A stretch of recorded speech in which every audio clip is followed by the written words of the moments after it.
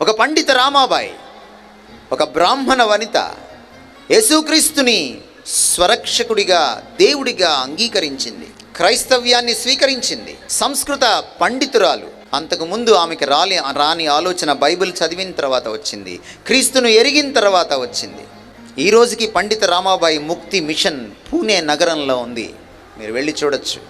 అనాథ బాలికలకు, రేప్ చేయబడినటువంటి స్త్రీలకు పుట్టిన పిల్లలను, అవమానానికి గురైనటువంటి స్త్రీలను ఆ ముక్తి మిషన్, పండిత రామాబాయి ముక్తి మిషన్ ఇంకా సాకుతూనే ఉంది, ఇంకా ఆదరిస్తూనే, పరామర్శిస్తూనే ఉంది. మొట్టమొదటి ఆడపిల్లల పాఠశాల ఆవిడే నిర్వహించింది. ఎందుకని? ఆ బ్రాహ్మణ అహం చచ్చిపోయింది.